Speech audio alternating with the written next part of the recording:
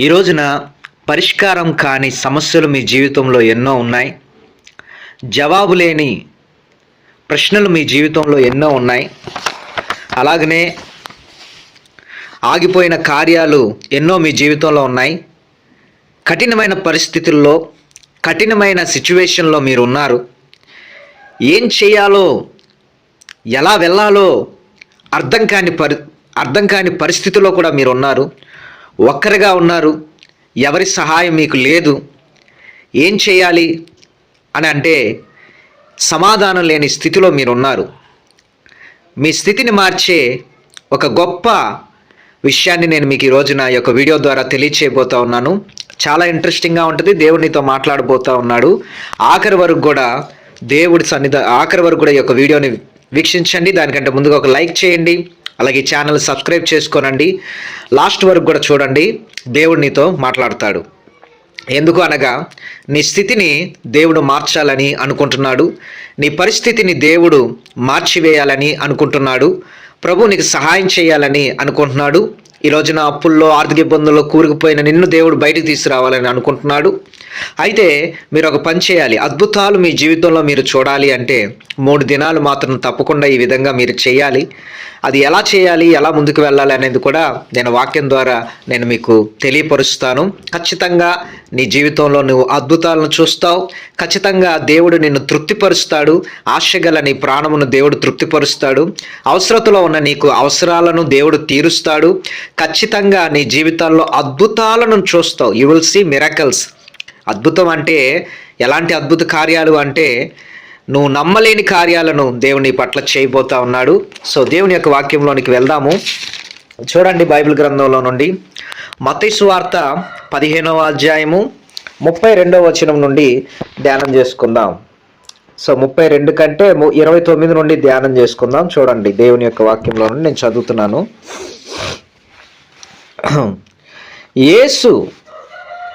యేసు అక్కడి నుండి వెళ్ళి గలిలియా సముద్ర తీరమునకు వచ్చి కొండ ఎక్కి అక్కడ కూర్చుండగా బహుజన సమూహంలో ఆయన యొద్దకి కుంటివారు, గ్రుడ్డివారు, మోగవారు, అంగహీనులు మొదలైన అనేకులను తీసుకొని వచ్చి ఆయన పాదముల యొద్ద పడవేసిరి.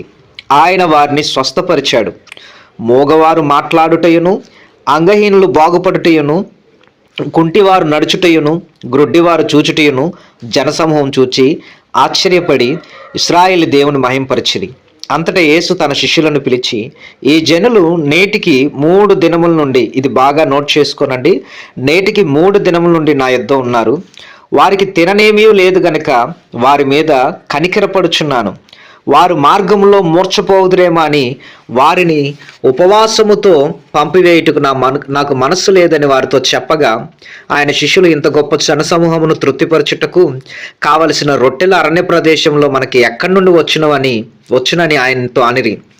యేసు, మీ వద్ద ఎన్ని రొట్టెలు ఉన్నవని వారిని అడగగా, వారు 7 రొట్టెలను కొన్ని చిన్న చేపలను ఉన్నవని చెప్పిరి. అప్పుడు ఆయన నేల మీద కూర్చుండుడని జనసమూహమునకు ఆజ్ఞాపించి ఆ 7 రొట్టెలను, ఆ చేపలను పట్టుకొని కృతజ్ఞతాస్తుతులు చెల్లించి వాటిని విరిచి తన శిష్యులకిచ్చెను. శిష్యులు జనసమూహమునకు వడ్డించిరి. వారందరూ తిని తృప్తి పొందిన మీదట మిగిలిన ముక్కలు 7 గంపల నిండా ఎత్తిరి. స్త్రీలను పిల్లలను గాక తినిన వారు 4,000 మంది పురుషులు. అంటే స్త్రీలను కౌంట్ చేయలేదు, పిల్లల్ని కౌంట్ చేయలేదు, కానీ తినిన వాళ్ళు మాత్రం 4,000 మంది పురుషులు. స్త్రీలను పిల్లలను కూడా కౌంట్ చేస్తే ఇంకా చాలా వేల మంది అవుతారు.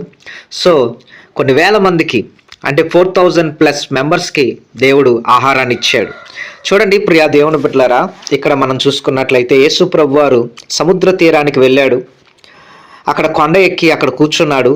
అనేక జనసమూహాలు ఆయన వద్దకు వచ్చారు. కుంటివారు, గుడ్డివారు, అలాగే మోగవారు, అంగహీనులు మొదలైన అనేకులు కూడా అక్కడికి వచ్చి ఆయన పాదాల దగ్గర పడవేసినప్పుడు మోగవారేమో మాట్లాడారు, అంగహీనులు బాగుపడ్డారు, కుంటివారు నడిచారు, గుడ్డివారు చూచారు. అక్కడ ఈ కార్యాలన్నీ జరుగుతూ ఉన్నాయి. ఆయన పాదాల యొద్ద దరిదాపుగా 4,000 మందికి పైబడి జనాలు, అంటే 4,000+ పీపుల్స్ మోర్ దెన్ అక్కడ ఉన్నారు. 3 దినాల నుండి ఆయన యొద్ద ఉన్నారు. అయితే వాళ్ళు యేసు ప్రభు వారి యొద్ద నుండి వెళ్ళిపోయే సమయం వచ్చింది. అయితే ప్రభు వారి మీద కనికరపడుతున్నాడు. వారి మార్గంలో మూర్చపోదురేమో, తినలేదు కాబట్టి 3 రోజులు వెళ్ళేటప్పుడు కళ్ళు తిరిగి కింద పడిపోతారేమో, సో వాళ్ళని ఉపవాసముతో పంపివేయుటకు నాకు మనసు లేదని వారితో చెప్పి, దేవుడు వారందరూ తిని తృప్తి పొందినట్లుగా ఆశీర్వాదాన్ని ఆ రోజున వారికి ఆశీర్వాదకరమైన రొట్టెలు కడుపు నిండా భోజనం పెట్టి వాళ్ళకి సమృద్ధి అయిన ఆహారాన్ని దేవుడిచ్చి వాళ్ళ ఆకలిని తీర్చాడు.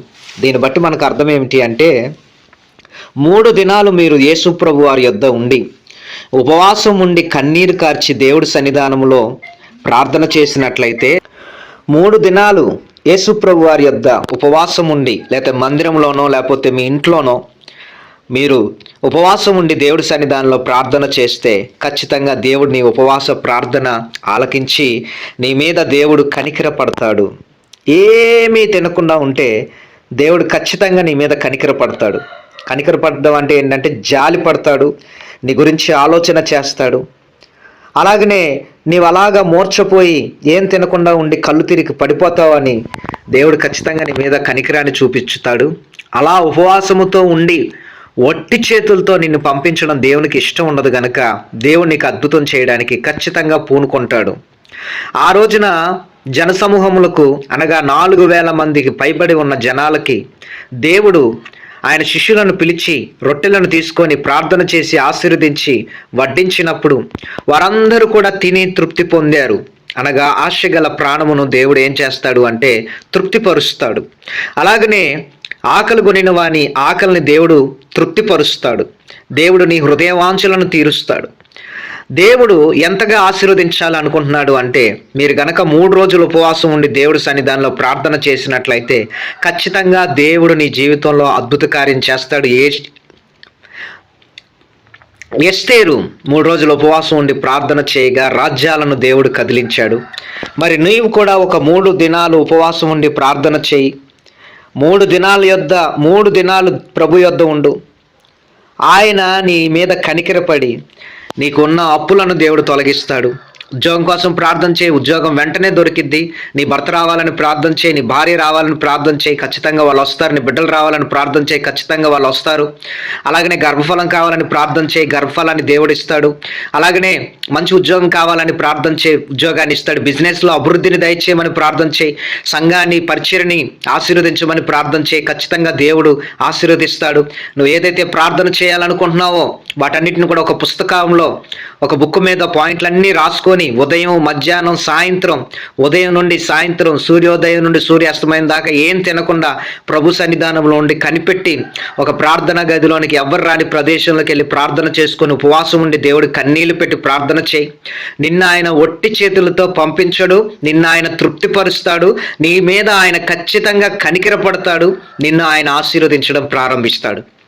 కాబట్టి ప్రతిరోజు ఉదయం, మధ్యాహ్నం, రాత్రి వాక్యం చదువు, కీర్తనలు పాడు, దేవుడి సన్నిధానంలో ప్రార్థన చేయి. ఉదయాన్నే 5 గంటల నుండి 6 గంటల వరకు, మధ్యాహ్నం 1 నుండి 2 వరకు, సాయంత్రం 7 నుండి 8 వరకు ఉపవాసం ఉండి ప్రార్థన చేసి తదుపరి ఆహారాన్ని భుజించు.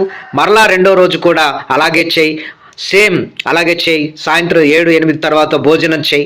మరలా తర్వాత 3వ రోజు కూడా 7-8 తర్వాత భోజనం చేయి. ప్రతిరోజు ఉదయం, మధ్యాహ్నం, సాయంత్రం దేవుడి సన్నిధానంలో గంటసేపు ప్రార్థన చేసి వాక్యం చదువుకొని దేవుని యొద్ద గడుపు. నిన్ను ఖచ్చితంగా దేవుడు ఆశీర్వదించి నీ సమస్యల్లో నుండి నిన్ను విడిపించి నీ అవసరాలను తీర్చి నీకు దేవుడు జవాబిచ్చి నీకు ప్రత్యక్షమై దేవుడు నీతో మాట్లాడతాడు. సో అద్భుతాలు మీరు చూస్తారు, ఆశ్చర్య కార్యాలు దేవుడు మీ జీవితంలో జరిగిస్తాడు. కని విని ఎరుగని ఘనమైన కార్యాలు నీ జీవితంలో దేవుడు జరిగిస్తాడు. కాబట్టి ఈ ప్రకారంగా చేయండి. దేవుడు నీ కొరకు ద్వారాలను తెరిచి ఆయన నీకు మార్గాన్ని సిద్ధం చేయను గాక. Amen, amen. ఈ వీడియో నచ్చినట్లయితే ఒక లైక్ చేయండి.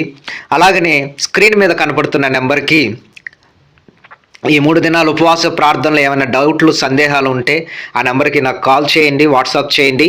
అలాగనే కామెంట్స్లో యేసయ్య నన్ను తృప్తిపరుస్తాడు, యేసయ్య నన్ను తృప్తిపరుస్తాడు అని రాయండి. ఈ ఛానల్ని సబ్స్క్రైబ్ చేసుకొని మీకు తెలిసిన ఫ్రెండ్స్కి షేర్ చేయండి వీడియోని. God bless you. మీ అందరికీ నా హృదయపూర్వకమైన వందనాలు. God bless you. God bless.